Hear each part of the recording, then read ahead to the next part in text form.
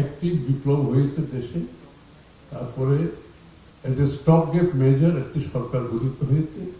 আমি মনে করি তাদের প্রাইমারি দায়িত্ব হচ্ছে এই ট্রানজিশনটা স্মুথলি করে বাংলাদেশ থেকে, যেখান থেকে ডেমোক্রেসিকে ধ্বংস করে দেওয়া হয়েছে, জনগণের সব অধিকার কেড়ে নিয়েছে, রাজনৈতিক, সাংবিধানিক, গণতান্ত্রিক অধিকারগুলো কেড়ে নেওয়া হয়েছে, এই অধিকারগুলো জনগণকে ফিরিয়ে জনগণের মালিকানার কথা আমরা বলেছি, গত ১.৫ দশক ধরে বক্তৃতায় বলেছি, মালিকানা ফিরিয়ে দেওয়া জনগণকে, মালিকানা ফিরিয়ে দেওয়ার জন্য।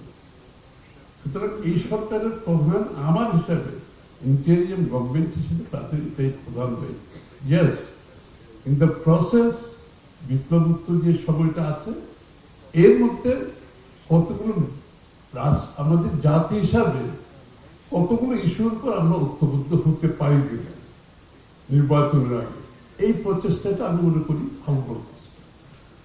এবং এটা আমাদের এটাও মেনে নিতে হবে যে রাজনৈতিক দলগুলো, ভিন্ন ভিন্ন দলগুলো করেছে, সকলের মতামত, প্রত্যেকটি দলের নিজস্ব দর্শন আছে, ভাবনা আছে, চিন্তা আছে, ভবিষ্যৎ রূপরেখা আছে, তার ভিত্তিতে প্রত্যেকটি দলের নিজস্ব চিন্তা ভাবনা আছে। সুতরাং আমরা যদি আশা করি যে আমরা সবগুলো একমতে আসতে হবে, সবগুলো এক জায়গায় আসতে হবে, তাহলে তো আবার সেই বাকশালে চলে যাওয়ার কথা হবে। আমরা সবাই এক জায়গায় না আসলে যে আমাদের সামনের দিকে এগোনো যাবে না।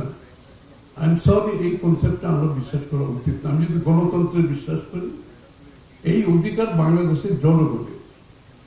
আপনি পরিবর্তন যতই আনতে চান, আমরা ঢাকা শহরে some wise people sitting around the table cannot decide for the country.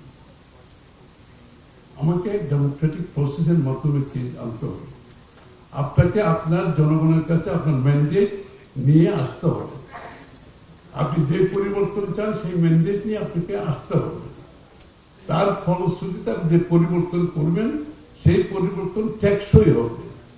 আর যদি চাপিয়ে দিয়ে কোনো পরিবর্তন করতে চান, যে আমি মনে করি এটা গুরুত্বপূর্ণ, সুতরাং এটা মানতে হবে, সেটা টেকসই হবে না।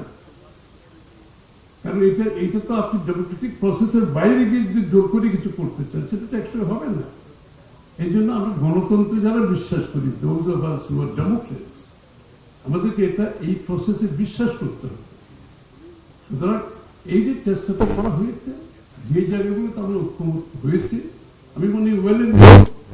যেখানে ঐক্যমত হই নাই, আমরা জাতির কাছে নিয়ে যাবো। প্রত্যেক দল তার ম্যান্ডেট নিয়ে আগামী দিনে সংসদে আসবে, তর্ক হবে, বিতর্ক হবে, পাশ হবে। এটা আমাদেরকে মানতে হবে।